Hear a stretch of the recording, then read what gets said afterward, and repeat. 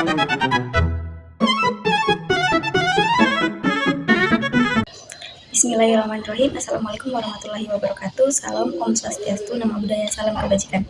Perkenalkan, nama saya Mawar dengan NIM A321-22011 dari kelas A. Untuk memenuhi tugas mata kuliah kriminologi, di sini saya akan memaparkan tugas mengenai pertanyaan diskusi dengan tema hubungan pengangguran dan kejahatan. Dengan pertanyaan pertama yaitu, apakah ada faktor lain selain faktor ekonomi yang memperkuat atau memperlemah hubungan antara pengangguran dan kejahatan?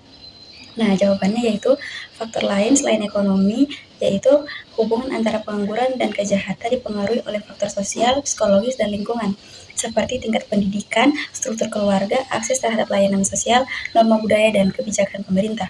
Faktor psikologis seperti stres dan frustasi akibat pengangguran juga dapat meningkatkan resiko berlakunya kriminal. Nah, pertanyaan kedua yaitu mengenai bagaimana hubungan antara upaya pencegahan dan solusi pengangguran dengan peningkatan kualitas guru. Nah, jawabannya yaitu pencegahan pengangguran dan peningkatan kualitas guru berkontribusi pada pencegahan pengangguran dengan meningkatkan keterampilan dan kompetensi siswa, sehingga mereka lebih siap memasuki dunia kerja.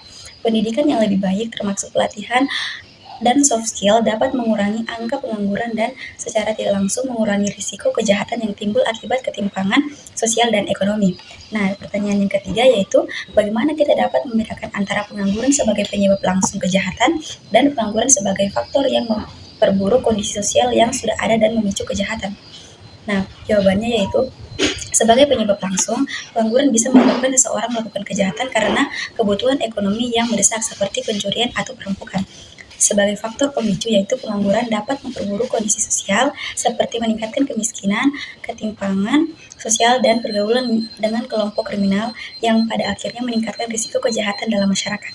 Pertanyaan yang keempat yaitu mengenai apakah ada jenis kejahatan tertentu yang dikaitkan dengan pengangguran.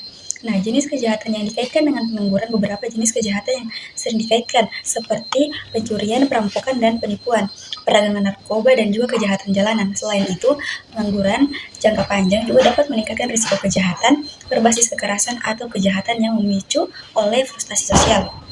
Pertanyaan yang terakhir yaitu hubungan kejahatan dengan pengangguran. Terdapat kasus di mana pengangguran adalah faktor penyebab kejahatan, namun dalam upaya untuk mengurangi pengangguran yaitu dengan bekerja. Namun ada kasus di mana dalam pekerjaan dia malah melakukan kejahatan dengan mencuri. Bagaimanakah penanggulangan terhadap kasus tersebut? Nah, kasus ini di mana seorang bekerja tetapi melakukan kejahatan, misalnya mencuri, menunjukkan bahwa pengangguran bukan satu-satunya faktor pendorong kejahatan. Dengan solusinya yaitu penegakan hukum dan tegas. Penegakan hukum yang efektif dan adil diperlukan untuk mencegah dan menindak kejahatan, baik dengan melakukan oleh pengangguran maupun pekerjaan. Hukum yang setimpal dapat memberikan efek jerah.